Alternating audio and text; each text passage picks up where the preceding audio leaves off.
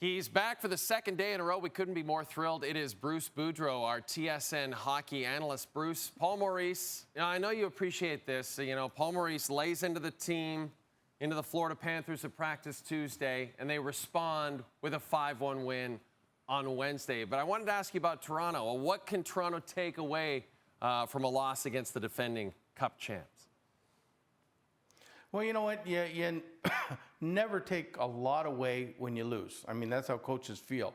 I mean, you just look at the mistakes and everything else. But let's face it, they were 7-1 without Matthews and a whole bunch of other guys. When you talk Nyes and John Kruk and Domi and other people. So, I mean, I think they'll take away that, hey, listen, we did a pretty good job, but we'll be glad, and I hope it's sooner than later, that we get these guys back, because there's a reason they're NHL players. These young guys, it tells me the Leafs have got a really good minor league system, and they've got guys ready to step in when needed, but right now they need their NHL players back. They've went as long as they can go without them, and now it's time to get them healthy and get back in the lineup.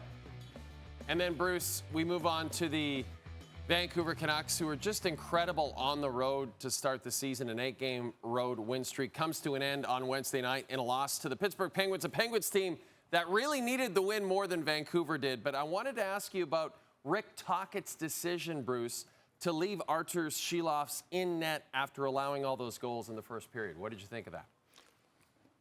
I thought it was a great coaching move. It would have been very easy. You get 4 goals scored on you in the first period.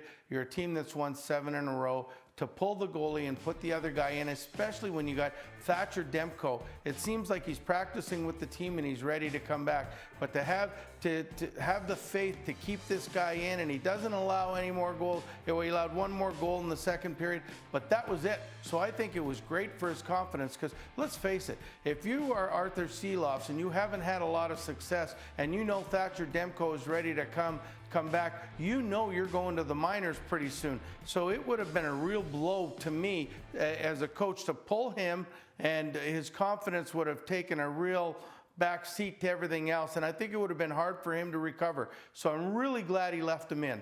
And then finally, we talk about the Montreal Canadiens and Juraj Slafkovský. We're talking about him again, Bruce. We talked about the fact that he was on the 4th line on Tuesday's game. Then Marty St. Louis moves him back up in the lineup on Wednesday's game against Columbus. What do you think about the way St. Louis has handled Slafkovsky's slow start in his 3rd season? Well, I think it was great. I'm going to tell you, that's what good coaches do.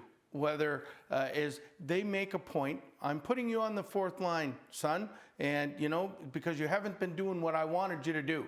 Now, you go ahead, you only played 11 minutes. Slafkovský says, hey, I don't like this. I want to get back to where I'm supposed to be. So he puts him back, and now he gets a goal and assist tonight.